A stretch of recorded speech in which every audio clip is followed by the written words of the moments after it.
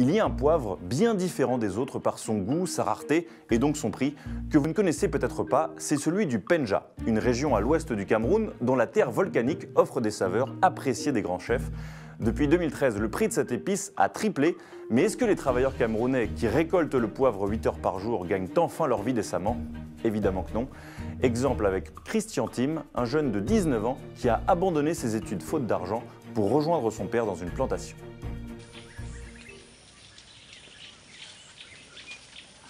Celui-ci est complètement mûr.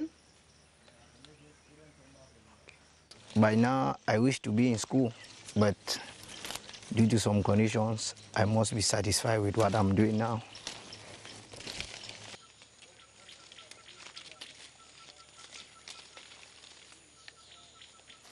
The full hours of a day is 8 hours working. So if you could work the 8 hours, then you have your normal pay. But in that full 8 hours, there is always a kilo, a fixed kilo that you must harvest before you.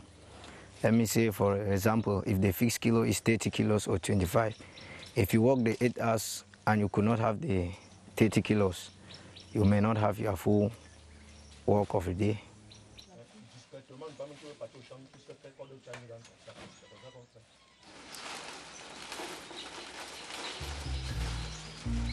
Vous avez vu la balance, 24 kilos. Même Christian, qui est dans la force de l'âge, n'a pas récolté suffisamment dans sa journée de travail. Il gagnera donc environ 2 €, ce qui fait 12 centimes d'euros le kilo.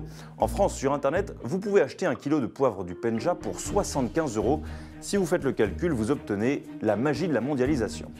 Mais pourquoi est-ce si cher? En septembre 2013, le poivre du Penja a obtenu une indication géographique, une sorte de brevet délivré par l'Organisme mondial de la propriété intellectuelle. C'est l'un des premiers produits africains à obtenir ce label et donc à rejoindre un club où l'on retrouve notre roquefort franchouillard fabriqué dans le sud-ouest, par exemple.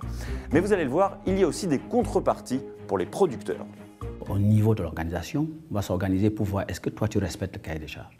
Est-ce que tu as mis les engrais au moment où il fallait? Est-ce que tu as trempé le poivre selon ce que le cahier des charges a dit? Est-ce que tu as séché 3 jours comme c'est prévu dans le cahier des charges? Est-ce que tu as nettoyé le poivre? Est-ce qu'il n'y a pas de moisissure? Est-ce que tu as bien stocké? Et le consommateur, lui, doit se rassurer de la qualité du produit. Parce que l'IG aussi, c'est ça, le terroir. L'indication géographique, c'est le terroir, la localité. Ça fait développer la localité. Ce n'est plus seulement Penja qui est vu, ce n'est pas seulement le producteur de Penja qui est concerné par cela. C'est tout le Cameroun tout entier, c'est la fierté nationale.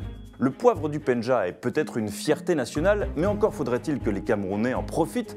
Le prix à l'export a triplé, mais les salaires des ouvriers sont encore en dessous de la moyenne nationale, déjà pas très élevée, autour de 92 € par mois. Pour le jeune Christian, il va encore falloir de nombreuses journées à 2 € pour économiser et reprendre les chemins des études. Mais au moins, il sera fier de son poivre du Penja, non ?